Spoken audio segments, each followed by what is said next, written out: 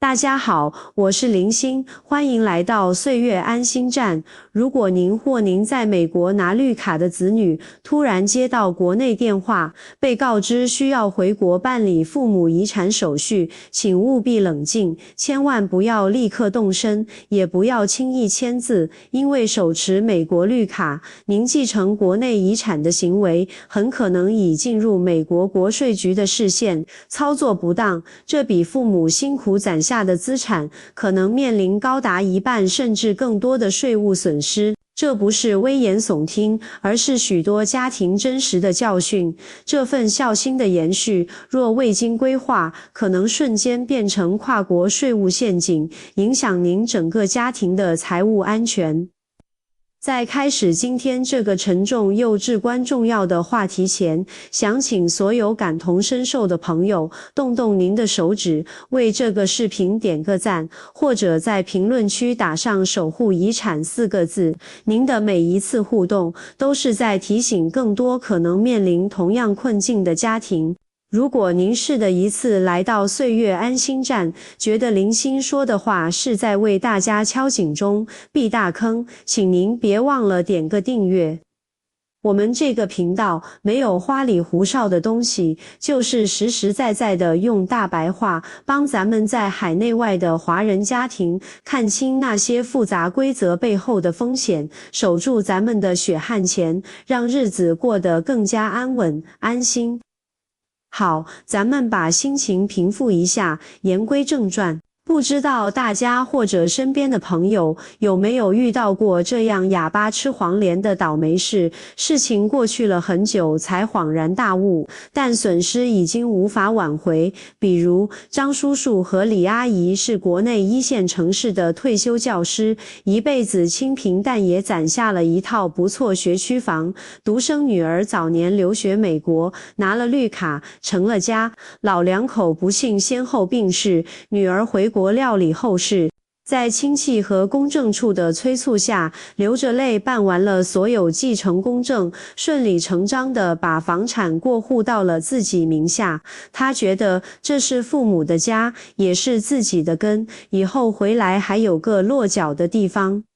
事情办完，他回到美国继续生活。2年后，他突然收到美国会计师的紧急信件，里面附着国税局的税单通知，因为他作为美国税务居民绿卡持有者，在去年申报全球资产时，新增了一套位于中国的高价值房产。这构成了潜在的赠与税或遗产税应税事件。由于他接收资产时没有进行任何税务规划，也没有申报，现在面临的是巨额的税款、利息以及可能的高额罚款。算下来，那套房子价值的1半可能都要填进这个税务窟窿。女儿当时就懵了，她根本不知道继承父母的房子还要给美国交税。父母留下的房子难道要卖掉才能缴税吗？可那是我对父母唯一的念想啊。再比如，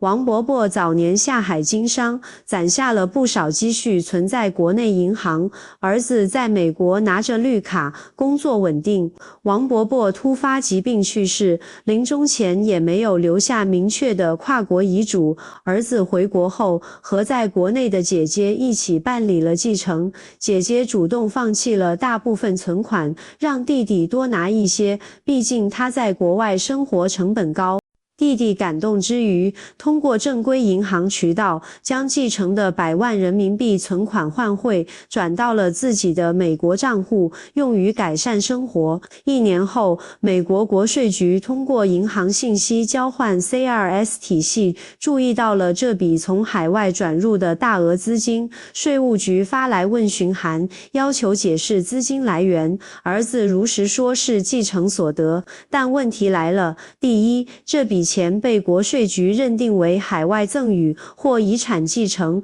可能本身就需要申报甚至纳税。第二，更可怕的是，因为他无法向国税局提供充分的被美国税法认可的证明文件，比如中国公证文件的美式翻译认证、父母资产的成本基准证明等，税务局有权将这笔全额转入的资金直接推定为他的应纳税收入，按照他的所得税率，瞬间可能就要补缴数十万的税款。他百口莫辩，姐姐的好意，父母的积蓄，转眼成了他的税务噩梦。这种事情听起来是不是离奇又冤枉？很多朋友的第一反应是，这怎么可能？我在中国继承我父母的财产，关美国什么事？我又不是美国公民，我只是个绿卡而已。或者想，我继承的时候，中国这边手续都合法合规，公证处、房管局都盖章了，怎么到了美国就不认了？我告诉您，这么想就大错特错了。这根本不是中国法律和美国法律谁对谁错的问题，而是您绿卡身份所绑定的美国全球征税体系和您中国资产继承行为发生了致命的交叉。您的绿卡就像一根看不见的线，时刻连着美国的税收雷达。您在中国接收资产的动作，一旦触发这个雷达，他才不管这钱是来自哪里，因为什么原因，他只认他的税法规则。他们为什么要这么干？因为在美国的税法世界里，税务居民包括绿卡持有者的全球资产和所得都在其管辖范围内。继承在美国税法中是一个非常重要的应税事件，父母留给您的遗产在美国税法框架下可能被视为遗产 estate， 也可能被视为对您的赠与 gift， 而美国对于遗产和赠与是有相应的免税额度，虽然额度较高，但对于不熟悉规则的人来说依然容易踩线和税率的。关键在于您必须主动向 IRS报告这些事件，并按照复杂的规则计算是否需要缴税。您不报告，不懂规则，不等于这件事没发生。一旦被 IRS 日后查获，而如今中美金融信息交换越来越频繁，被查获的几率大增，那么补税、罚款、利息一样都不会少，最终吞噬掉遗产的大半价值。而且更可怕的是，这种税务风险具有可怕的滞后性和隐蔽性。您在中国办手续可能只用1-2个月，一切风平浪静，真正的税务炸弹可能在1-2年后甚至更久才在美国引爆。等到您收到 IRS 那封冰冷的信件时，往往已经错过了最佳的解释和筹划时机，处境极为被动。您试想一下，父母留下的可能是他们养老的房子、救急的存款，是他们对您最后的爱护。如果因为您不了解规则，让这份爱意损失过半，甚至让您自己背上债务，您将来如何心安？九泉之下的父母又如何能够安息？甚至还有更复杂的情况，如果父母留下的遗产中涉及公司股权、理财产品、古董字画等非现金资产，其美国税务价值的评估、成本基准的确定，更是复杂到令人头疼的专业问题，一步错，步步错。所以说，这绝不仅仅是多交点钱的问题，而是关系到您能否完整继承父母心意，关系到您家庭未来多年财务安全的生死攸关的大事。那么我们怎么能提前知道继承国内遗产会不会触发美国税务炸弹呢？又该怎么判断风险有多大呢？其实，美国税法体系本身也给了税务居民一些自我保护的工具和额度，但是很多绿卡朋友从来不知道，或者知道了也不会用。大家现在首先要建立一个核心概念，作为美国绿卡持有者，您从世界上任何地方包括中国获取大额资产，都需要先在美国税务的框架下过一遍脑子。这里有几个最关键的数字和概念，是您的保命符，也是 IRS 的标尺，大家记住了。第一个是遗产税与赠与税终身免税额，这个额度很高，2023年约为1292万美元，绝大多数普通家庭父母的遗产总额不会超过这个数，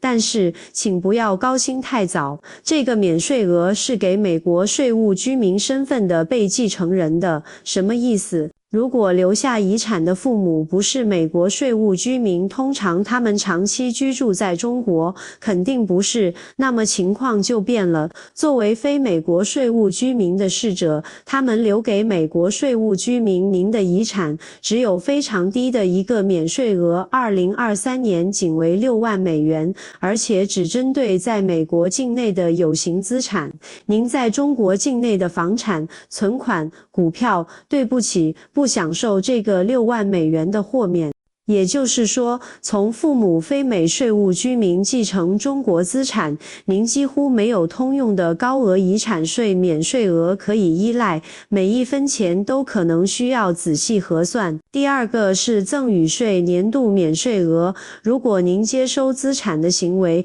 被认定为父母生前对您的赠与，或者在某些继承情况下也会被类比看待，那么每年有一定额度，2023年为1.7万美元每人的赠与是免税的，但如果遗产价值巨大，远超这个年度小额豁免，同样需要申报并可能纳税。听到这里，您是不是已经开始头皮发麻了？原来绿卡身份在继承时这么麻烦，那岂不是没办法继承父母遗产了？当然不是，关键在于规划在前，操作在后，这时候您该怎么办？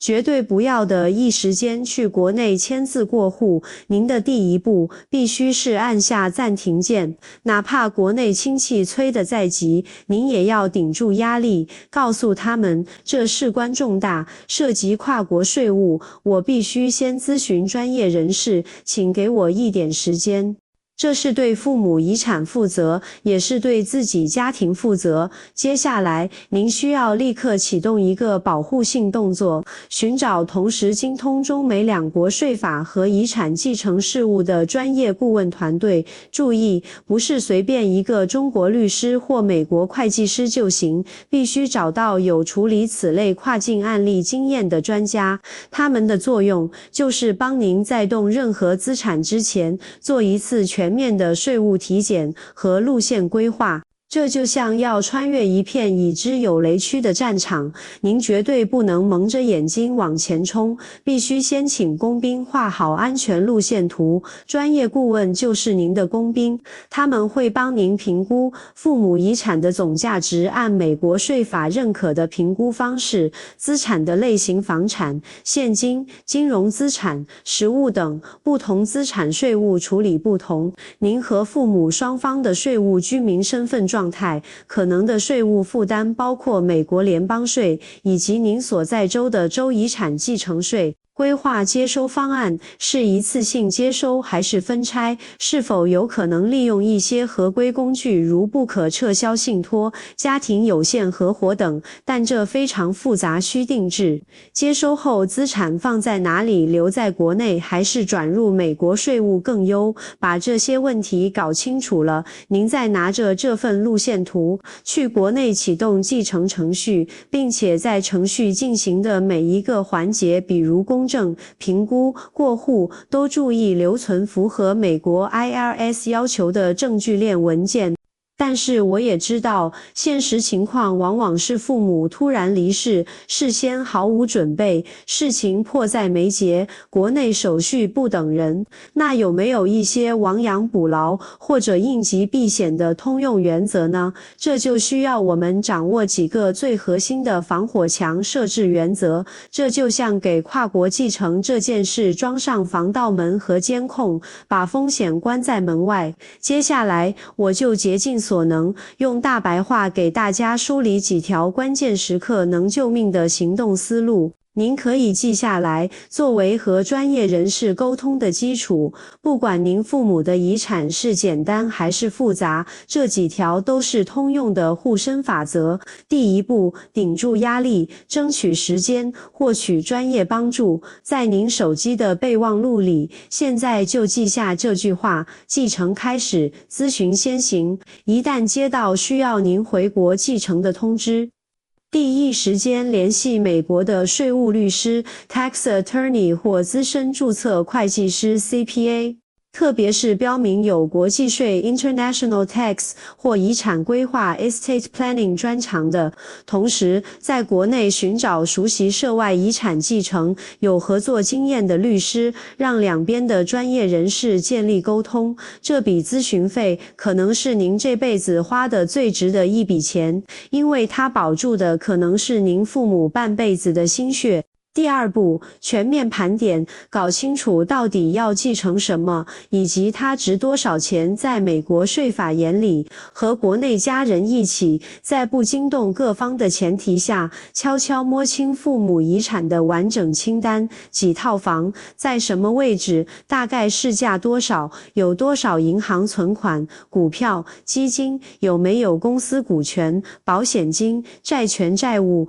特别是房产，它的成本基准通常指父母当初购买的价格或取得时的市场价，非常重要。因为未来如果您出售，在美国计算资本利得税时要用到中国式的评估价和美国税法认可的价值，可能不是一回事，需要专业人士进行转换和确认。第三步，根据资产情况和自身身份规划接收策略，这是最核心的技术环节。举个例子，对于价值较高的国内房产，是否可以考虑先不过户到您个人名下？能否以保留共有产权、设立遗产管理账户等方式暂时搁置，为您争取筹划时间？或者在极端情况下，如果税务成本实在太高，是否要与国内其他继承人协商，由他们继承，然后通过其他方式补偿您？但这涉及家庭信任和具体操作，需极其谨慎。对于银行存款，大额资金一次性转入美国账户是高风险动作。是否可以考虑留在国内的银行账户中？这个账户可能因此需要向美国 FBAR 和 FATCA 申报，但比直接触发赠与遗产税可能更优。或者分成多个年度、多个账户，利用赠与税年度免税额一点一点合规转入。核心原则是避免在短时间内以您的个人名义接收大额的非现金资产或跨境现金流。时间分期分批和结构利用合规工具是您最好的朋友。第四步，文件还是文件，准备经得起 IRS 审查的证据链。中国式的继承公证书、法院判决书，在美国 IRS 眼里只是外国文件。您需要准备一套美式套餐，官方翻译认证，将所有关键中文法律文件、死亡证明、遗嘱、公证书、房产证、存款证明等由专业翻译公司翻译成英文，并最好经过公证认证或使馆认证。资产估值报告，对于房产等资产，获取符合美国 appraisal 标准的估值报告。资金来源与成本证明，尽可能找到父母当年购买资产时的合同、付款凭证，以确定成本基准。全程记录，保留所有与律师、会计师的通信记录、付款凭证，证明您为合规做出了善意努力。这些文件不是在出事时才准备，而是在办理继承过程中就要同步收集、整理、翻译、归档。它们是您将来面对 IRS 质询时最有力的盾牌。除了这4个核心步骤，还要再强调几个贯穿始终的心法，也是决定成败的细节。第5个要极度警惕的陷阱，中美之间的信息交换早已不是秘密，您千万不要抱有我在中国办的事，美国税务局不知道的侥幸心理。中美虽然没有全面的税收协定，但在全球反避税的大潮下，金融账户信息交换 CRS 以及美国自家的海外账户税收合规法案 FATCA 就像两张巨大的网，中国的很多金融机构，特别是大型银行都在 FATCA 框架下向美国 IRS 报送特定美国税务居民包括绿卡的账户信息。您在中国接收遗产后新开立或存入大额资金的账户，很可能在某个周期后，其信息就会出现在 IRS 的数据库里。所以，合规不是可选，是必选。第6个要提前布局的考量，您的婚姻状况和未来规划。如果绿卡持有人是已婚状态，那么配偶的身份是否是美籍或绿卡也会影响税务筹划。有些策略可能涉及夫妻共同申报、利用配偶的免税额度等。此外，您未来是打算长期留在美国，还是有可能放弃绿卡回国？不同的生涯规划会直接影响您处理这批遗产的终极方案。例如，在放弃绿卡前妥善处理海外资产，可能避免未来的部分税务负担。这需要更长远的目光。第7个要反复核实的细节，父母生前是否有过赠与行为，这一点很容易被忽略。如果父母在去世前几年曾经给过您大额资金，比如帮助您在美国买房的首付，这些生前赠与在美国税法里可能需要和身后的遗产合并计算和申报。您必须和专业人士一起回顾过去几年的家庭资金往来，确保没有遗漏。通过这几层规划和操作，我们才能为这笔跨越太平洋的遗产传承搭建起相对安全的通道。当然，除了这些技术操作，咱们平时对这类事物的观念和习惯也要彻底改变。我给所有绿卡家庭以及国内有子女在拿绿卡的老人们几点发自肺腑的建议。第一，千万要树立跨国资产税比是大的观念，特别是家里有老人，资产又在国内的绿卡家庭，一定要把今天的知识作为家庭财务的必修课。父母和子女之间要打破谈钱伤感情的禁忌，在身体健康、头脑清醒的时候，就平和地沟通家庭资产情况，并共同咨询专业人士，探讨最有利于家庭整体而不仅仅是子女个人的传承方案。事前一句艰难的沟通，胜过事后100万的损失。第二，对于已经拿到绿卡或正在规划绿卡的子女，务必把税务居民身份的深远影响告知国内父母，让父母理解您身份的改变意味着未来家庭财富的传递路径也需要随之调整。这不是不孝，而是更高级别的负责。可以鼓励父母在立遗嘱时，不仅考虑中国法律，也把您的美国税务居民身份作为一个重要因素告知遗嘱起草人，寻求更灵活的遗嘱设计。当然，这必须在两国法律均允许的框架内。第三，文件管理与定期审查，建立家庭跨境事务的专用档案夹，物理和电子备份并存。重要文件、身份文件、产权文件、遗嘱、税务申报表等妥善保管。每1年或每2年，在申报美国个人所得税的季节，顺便回顾一下家庭跨境资产状况是否有变化，是否需要调整策略，把合规变成一种习惯。第四，敏感操作，隔绝进行。在进行重大跨境资产变动如继承接收、大额汇款期间，尽量减少其他不必要的、复杂的金融交易，保持财务记录的清晰和单一，避免多个复杂事件交织，给 IRS 留下混淆或质疑的空间。如果需要与国内其他继承人协商复杂方案，沟通时尽量留下书面记录邮件、微信文字，并注意表达方式，避免产生刻意避税的误解，一切以合规申报为前提。好了，今天的分享就到这里。全球化让我们的生活选择更丰富，也让家庭财务更复杂。华人家庭尤其重视亲情传承，但跨境税务规则如同一堵无形之墙，若不加规划，可能导致继承过程中的财富损耗，甚至家庭矛盾。提前搞懂规则，做好规划，不仅是为了避免高额税款，更是为了让父母完整的爱平安传递。遗产是亲情的延续，守护它就是守护家的温度，请务必行动起来。如果您或家人持有绿卡，特别是父母年事已高、资产情况复杂的家庭，时间不等人，请立即审视自身情况，与家人认真沟通，